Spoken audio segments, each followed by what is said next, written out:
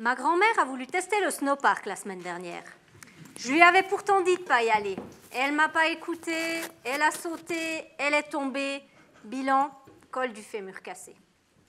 À cause des désaccords en droit international de la mer et de la biodiversité, elle ne pourra peut-être pas être soignée aussi efficacement que la science le permettrait. Là, je sens certains d'entre vous dubitatifs quant au lien de cause à effet. La mère, ma grand-mère.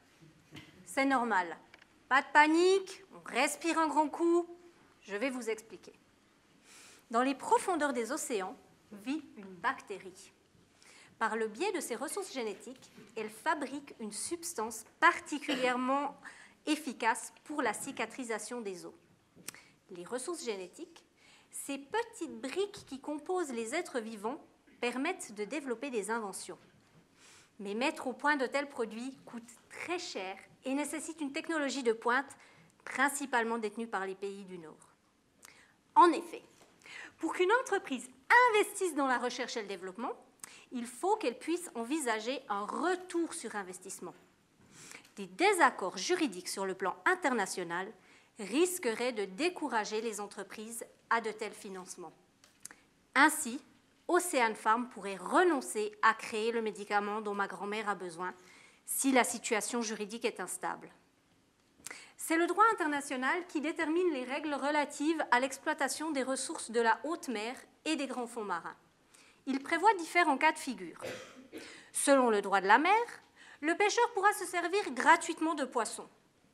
Au contraire, pour exploiter du pétrole, la compagnie pétrolière devra reverser une partie de ses bénéfices à la communauté internationale.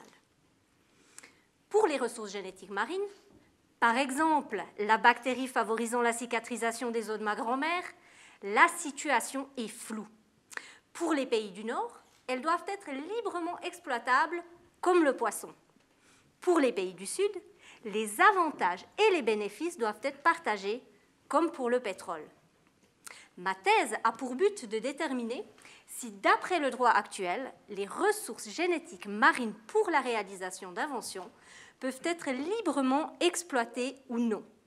Elle vise également à étudier les changements ou améliorations juridiques possibles. De cette manière, chacun pourra continuer à profiter des avancées technologiques tout en préservant les océans. And last, but not least, permettre à ma grand-mère de remonter sur ses skis l'hiver prochain. Merci.